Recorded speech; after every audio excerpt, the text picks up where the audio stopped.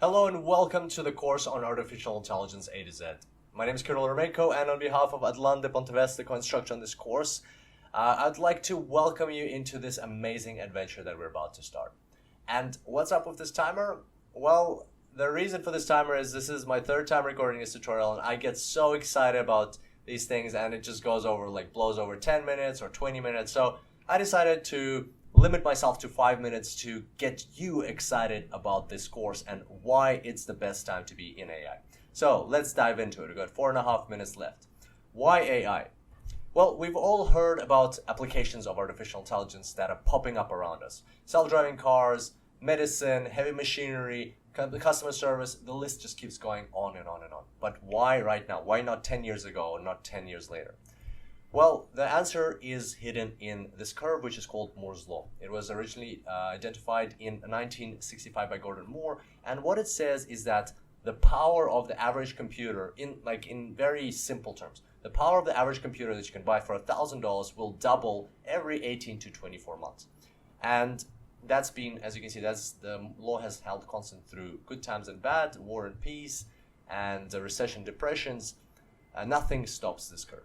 And we've already surpassed the brain of an insect for an average computer that you can buy for $1,000. We're sitting at about the speed, the processing power of the brain of a rat.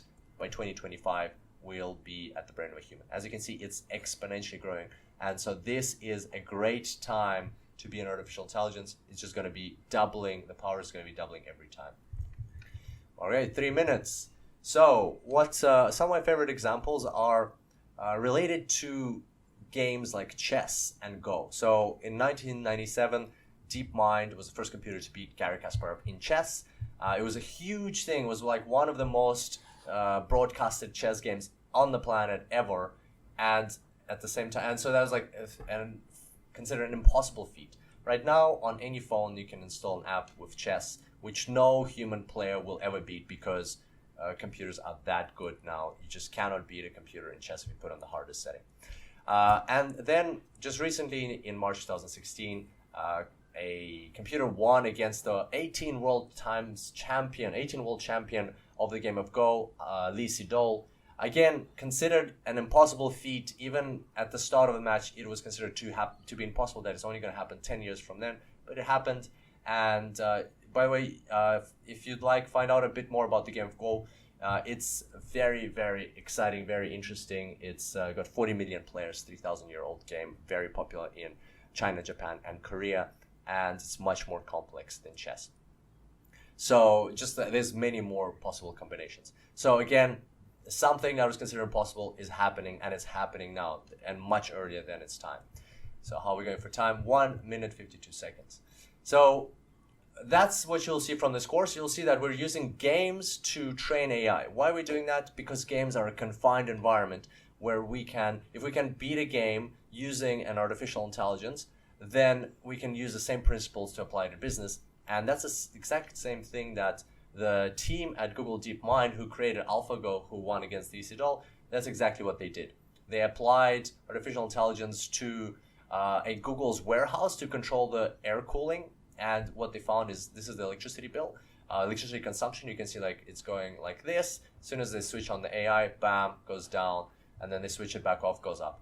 They were able to save 40% on their electricity bill, and I have 1 minute left. 40%. So you can find the full article on the DeepMind blog.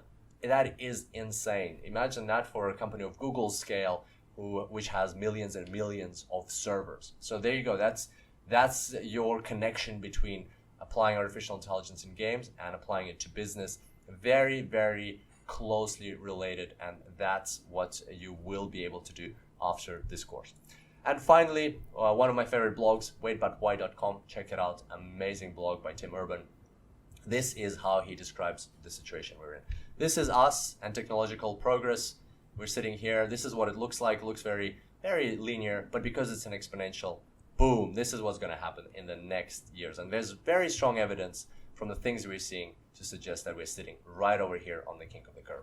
And that, my friends, in short, is why it's so exciting to be alive right now, why it's so exciting to be and get into and be in the space of artificial intelligence, because the power you'll have, the applications that you will be able to create or the ways you'll be able to apply it is going to be intense and insane.